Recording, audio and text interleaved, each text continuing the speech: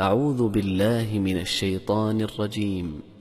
الله نور السماوات والأرض، مثل نوره كمشكاة فيها مصباح، المصباح في زجاجة، الزجاجة كأنها كوكب دري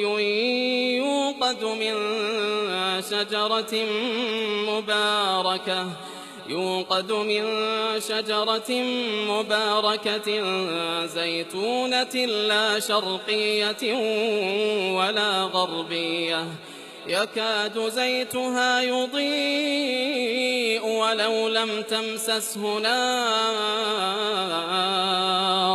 نور على نور، يهدي الله لنوره من يشاء ويضرب الله الأمثال للناس والله بكل شيء عليم. في بيوت أذن الله أن ترفع ويذكر فيها اسمه يسبح له فيها بالغدو والآصال رجال لا تلهيهم تجارة ولا بيع عن ذكر الله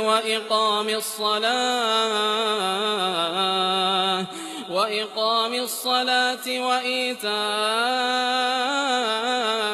الزكاة يخافون يوما تتقلب فيه القلوب والأبصار، ليجزيهم الله أحسن ما عملوا ويزيدهم من فضله، والله يرزق من يشاء بغير حساب. والذين كفروا أعمالهم كسراب بقيعة يحسبه الظمآن ماء حتى إذا جاءه لم يجده شيئا ووجد الله عنده فوفاه حسابه، والله سريع الحساب. أو كظلمات في بحر اللج يغشاه موج من فوقه سحاب، ظلمات بعضها فوق بعض إذا أخرج يده لم يكد يراها، ومن لم يجعل الله له نورا فما له من نور.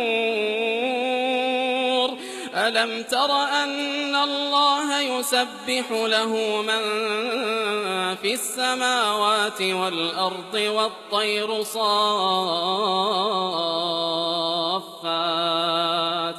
كل قد علم صلاته وتسبيحه والله عليم بما يفعلون.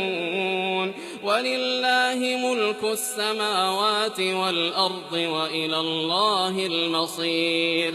ألم تر أن الله يزجي سحابا ثم يؤلف بينه ثم يجعله ركاما فترى الودق يخرج من خلاله وينزل من السماء من جبال فيها من برد فيصيب به من يشاء ويصرفه عن من يشاء، يكاد سنا برقه يذهب بالأبصار، يقلب الله الليل والنهار، إن في ذلك لعبرة لأولي الأبصار. والله خلق كل دابة حبة من ماء فمنهم من يمشي على بطنه ومنهم من يمشي على رجلين ومنهم من يمشي على أربع يخلق الله ما يشاء إن الله على كل شيء قدير